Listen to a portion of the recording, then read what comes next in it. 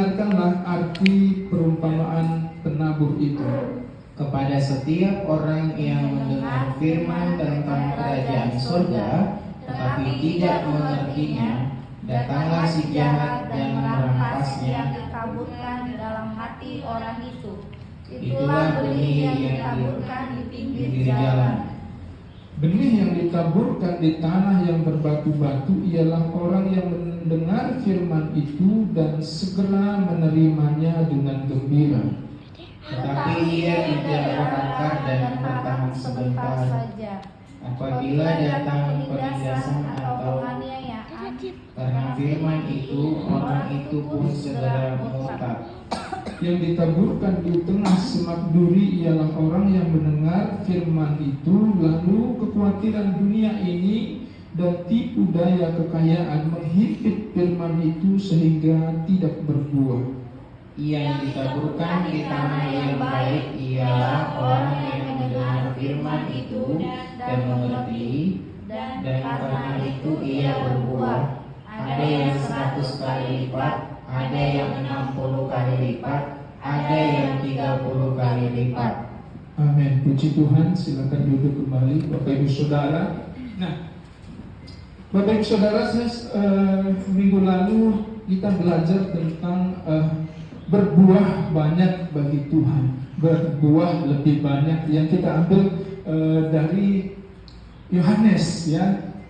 Akulah pokok anggur dan kamulah ranting-rantingnya. Ya, di mana firman Tuhan dalam Yohanes pasal 15 katakan bahwa Tuhan yang memilih kita, ya, supaya kita pergi dan menghasilkan buah, dan buah kita itu tetap. Ya, jadi minggu lalu Bapak Ibu Saudaraku kita belajar tentang menjadi orang Kristen yang berbuah lebih banyak lagi kepada Tuhan. Nah, saat ini saya teringat akan firman Tuhan ini, Bapak Ibu Saudara, untuk kita boleh belajar kembali bersama-sama. Ini adalah perumpamaan tentang penabur, ya. Ya, yang kita baca tadi itu adalah penjelasannya. Ya, perumpamaan itu dimulai dari pasal 13 dari ayat 1, ya, di mana dikatakan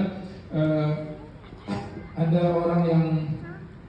seorang penabur yang menabur benihnya. Ada yang jatuh di pinggir jalan, kemudian ada yang jatuh di atas tanah berbatu, dan ada yang jatuh di semak duri, kemudian ada jatuh di tanah yang baik. Jadi ada sekitar 4, ya. Ada sekitar 4 jenis tanah yang digambarkan oleh Tuhan Yesus dalam perumpamaan itu, yaitu pinggir jalan, kemudian tanah yang berbatu, semak duri, kemudian tanah yang baik. Nah, di tanah yang baik inilah yang dikatakan tadi yang berbuah.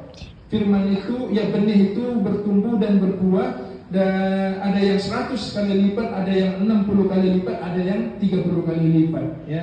Jadi Bapak Ibu Saudaraku, kita belajar minggu lalu bahwa sebetulnya Tuhan mengharapkan kita untuk berbuah bagi Tuhan dan berbuah lebih banyak lagi. Nah, dari sini kita belajar, Bapak Ibu Saudaraku, bagaimana supaya kita bisa berbuah dalam kehidupan kita.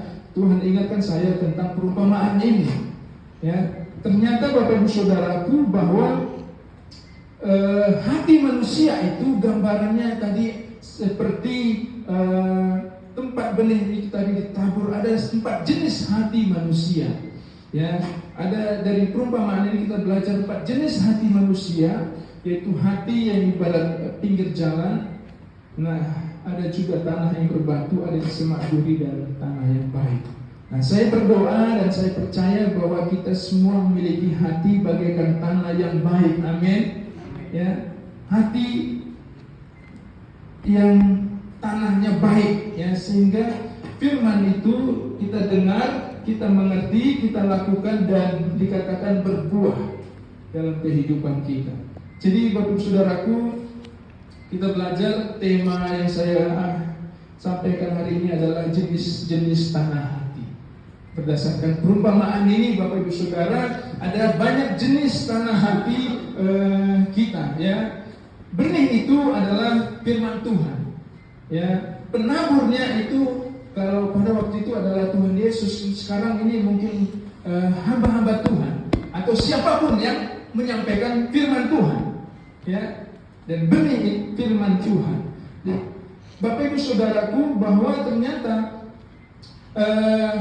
pertumbuhan dari benih ini, Bapak Ibu Saudaraku, tergantung daripada tanahnya, di mana dia ditabur, Bapak Ibu Saudaraku. Jadi sebetulnya bukan pada siapa yang menabur, dan juga bukan pada benih itu sendiri, ya.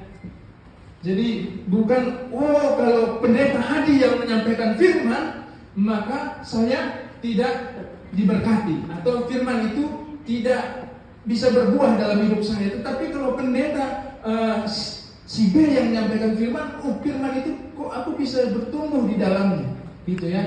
Atau kalau pendeta ini yang menyampaikan firman, yang menabur benih firman, kok tidak bisa bertumbuh dalam hidupku, ya. Tetapi begitu pendeta Adi yang menyampaikan firman Tuhan, kok aku bisa langsung bertumbuh, bisa langsung berbuah.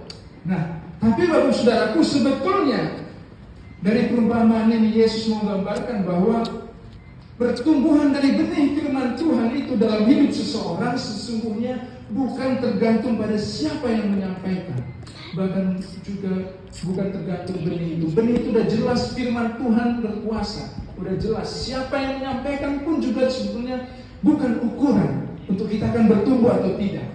Sebab Bapak Ibu Saudaraku, kalau kita baca di kisah selanjutnya ini, Yesus itu ketika dia sampai di kampung halamannya, dia pun ditolak. Maka ada ayat terkenal,